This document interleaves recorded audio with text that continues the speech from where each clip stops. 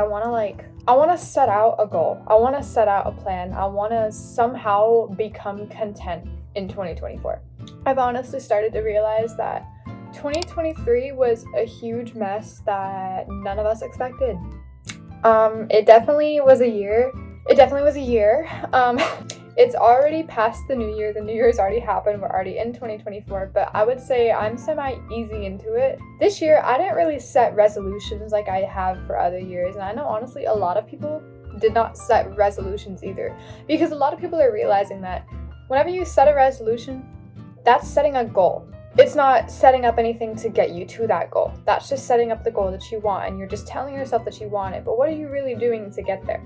I want to make a video to show myself in the future what this year is going to bring for me, what I want this year to have for me, and then at the end of the year, hopefully I'll be able to look back at this video and kind of see where I've grown from this point now, and see all the things I have accomplished, what I wanted to accomplish, what I did, what I didn't. The one thing that's just really comforting me is that knowing that starting over is possible. I'm ready to start over, and it's 2024, and might already be a couple weeks into the new year, but I think it's time. I want to start off with systems and habits that I actually found myself to be drawn to into the course of 2023, and to which I would say greatly improved my life. The first I'll begin with is physical activity. As most of us teenagers, we began working pretty young, and it can be taxing on our bodies to deal with all the physical endurance we have to keep up with throughout the day. Though, as anyone who already sticks with the habit of maxing their physical capabilities each day by going to the gym, taking a walk, going for a run, or just stretching a little every morning, will say that it can greatly improve your day-to-day life, and especially targets fulfillment in your mental health. And yes, studies have proved this over and over again. Now, pushing back a little bit, I began learning the coursework of systems and habits in 2023, and I want to make sure I continue to implement these into my 2024. Now, what exactly are systems and habits? Well, for starters, you need a goal. This plays back to the mindset of New Year's resolutions, where you sit at the table and write down all the things you want to try and accomplish in the new year. Though for most, it plays out in an attempt to do all these things until we forget where to begin, and we slowly lose the chance to make progress in accomplishing these goals. That's why we have systems and habits. Two aspects to help you get to these goals. Things you have to plan out. If your goal is to be a dancer, you can't just go be a dancer. You have to set habits in order to become a dancer. Your habits may be making sure you attend every practice or learning a new technique every day. These are habits you form to get to your goal. How do we stay consistent in these habits? We simplify them down to systems. A system is a foundation we set to move toward our goals. Maybe to create your habit of attending practice each day, you will place your bag and dance shoes by the door in the morning. If you want to create a habit of reading more, systemize leaving books on your nightstand. Purposefully set up your environment to guide your habits.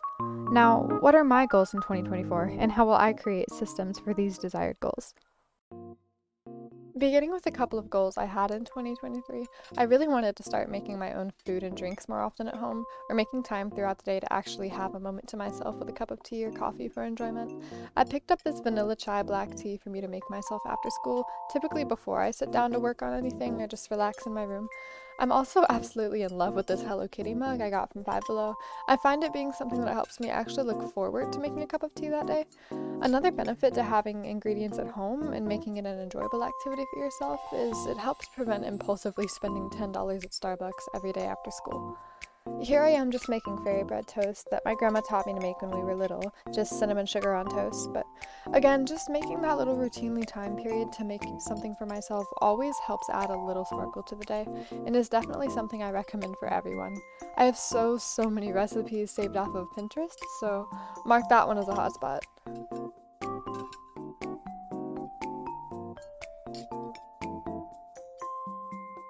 Another habit I made was doing my best to take care of myself. Skincare is something hugely important to me, so last year I set out a decent line of products to keep in routine every day for taking care of my skin. Investing into good products for your skin instead of just going and buying cheap drugstore ones every now and then and using them, buying more. It's better to just genuinely invest in one product that's expensive but it's good and keep it lasting. It's better to invest into things that are going to be worth your money, especially if they're going on your face. I've always struggled, especially during winter months, with having really dry and flaky skin, but finding the right products and keeping a steady routine I'm comfortable with and feel motivated to do has really improved my skin for the better. Your physicality plays a huge role in your well-being, and it's safe to say the happier and healthier you are in your own skin, the happier and healthier you will be in general. Myself having frizzy and dead-ended hair as well, I started scalp oiling, which is the process of weekly or bi-weekly massaging oils into your hair from the roots and the ends to increase moisture, shine, and the overall hair health and growth. The two oils I use are argan oil and custom elderberry infused oil I made myself from herbal steeping. I would love to make a video on that one if anyone's interested. Moreover, taking care of yourself should be a routine in anyone's day, and especially yours. The more confident you are in yourself, the bigger the outlook will be on the things in your own life around you. Your mental well-being is also what's important, and something I know for sure I would rather want to systemize into my life as a habit is beginning meditation and continuing journaling. I'll start here with journaling. There's so many different ways you can bring about writing into your life. So much of our studies and day-to-day assignments no longer involve physically writing with a pencil. As for most is done electronically. As due to this, most people aren't fond of writing. However, if you think of it as an outlet for comfort and a way to vent your thoughts, you might find yourself in tune to the state of it all and realizing how fulfilling filling out an empty page can be. In a way, it streams your consciousness directly onto paper. There's so much research behind memory falsification and a miscollection of events over your life, so be it one thing, imagine you had a diary from the day you turned 5 until however old you are now.